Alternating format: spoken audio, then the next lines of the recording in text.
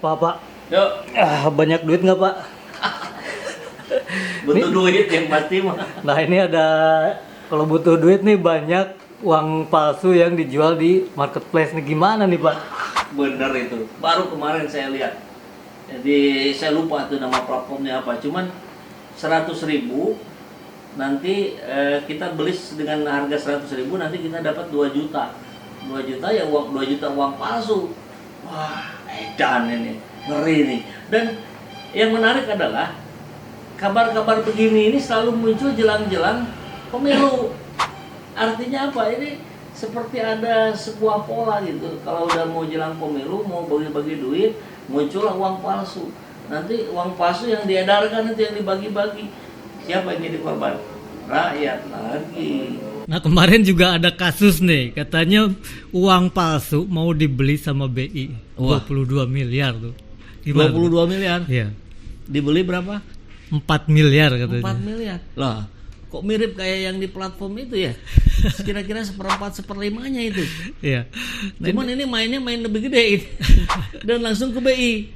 Wah, ini saya belum nyimak detail banget nih, tapi apa ya pertimbangan BI kok mau gitu ngebeli uang itu gitu? Alasannya apa gitu? Uang palsu yang diproduksi oleh para tersangka nantinya akan dijadikan bahan untuk menukar, ya, bahan untuk menukar uang yang akan didisposal oleh Bank Indonesia. Ya katanya ada yang main nih, kata polisi katanya ada yang main nih mau nukerin uang yang mau dimusnahkan dengan uang palsu itu katanya. Jadi tapi kata BI ini juga beda.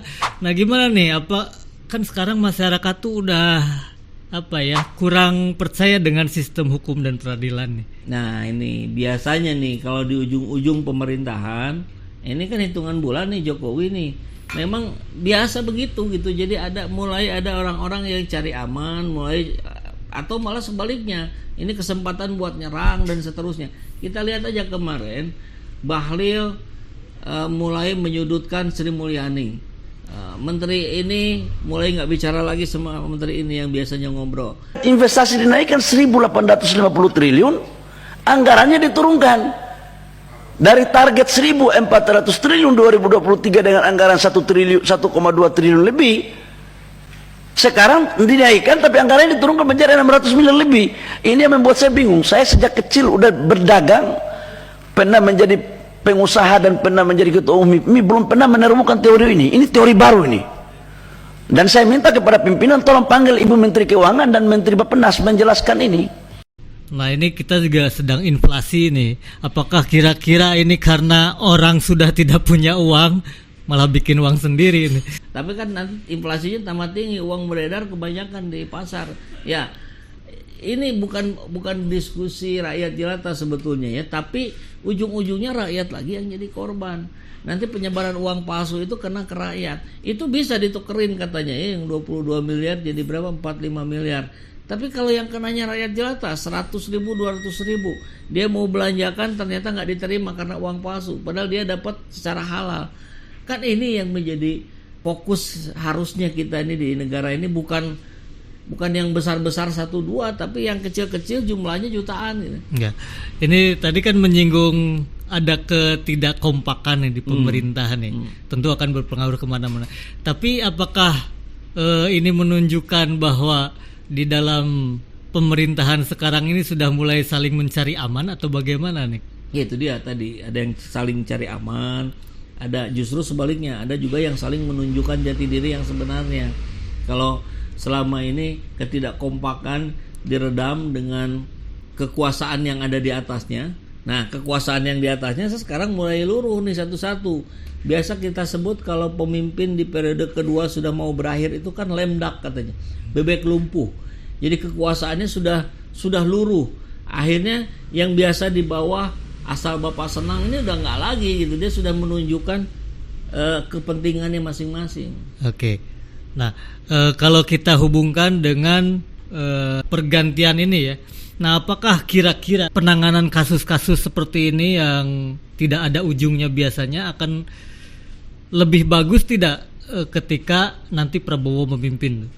Akan membaik kalau ada statement bahwa saya bukan perpanjangan pemerintahan sebelumnya, bahwa saya bukan bonekanya pemerintahan sebelumnya.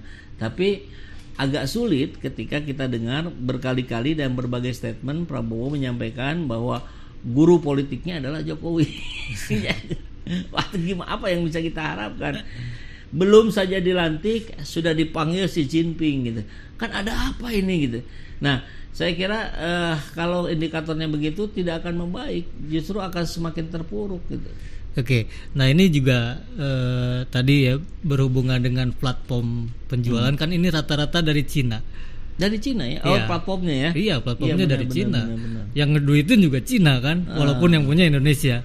Ampun. Nah, ini kira-kira apakah ada skema memang dibentuk seperti ini untuk menjajah secara ekonomi? Sangat mungkin ya, sangat mungkin karena penjajahan hari ini kan tidak seperti penjajahan fisik senjata zaman Belanda, zaman Jepang gitu. Zaman Cina ini penjajahan ekonomi, debt trap ya, jebakan utang dibuat, kereta api. Itu kan masalah yang sangat panjang. Kalaupun setiap hari penuh itu tetap utang baru terbayar berapa puluh tahun katanya hitungannya.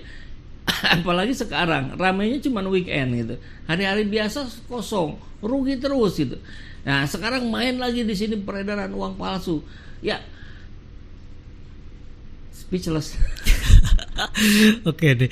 Ini kayaknya kita dolar udah tinggi ditambah uang palsu. Kayaknya kira-kira nih ya, kita akan seperti Sri Lanka atau bagaimana? Iya, mengerikan sekali ya kalau negara bangkrut itu. Prabowo pernah menulis di bukunya sendiri ini kalau Indonesia tidak melakukan perbaikan berapa 2030 apa berapa hilang katanya Indonesia ini. Nah, kok seperti yang mengarah ke sana gitu. Nah, kebetulan hari ini atau nanti lah Oktober dilantik Pak Prabowo ini punya beban yang sangat berat gitu. Utang 9.000 triliun dan katanya harus nambah terus. Kalau IKN mau terus jalan, kalau makan bergizi harus mau terus jalan, utangnya harus nambah. Kan gimana mau memperbaiki gitu. Saya kira nggak ada salahnya kalau misalkan nanti ya sudah mau bagaimana lagi diminta maaf saja gitu bahwa makan bergizi gratis batal karena dananya nggak ada, kami mohon maaf gitu. Nanti konsekuensinya apa ya serahkan saja ke rakyat.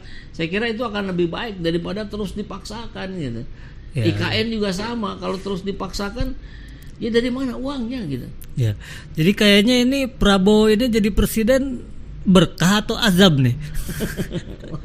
Saya nggak bisa jawab itu, tapi yang pasti kalau Prabowo tidak menunjukkan keberpihakannya kepada rakyat dengan menyatakan diri bahwa saya antitesisnya Jokowi, ia akan berat.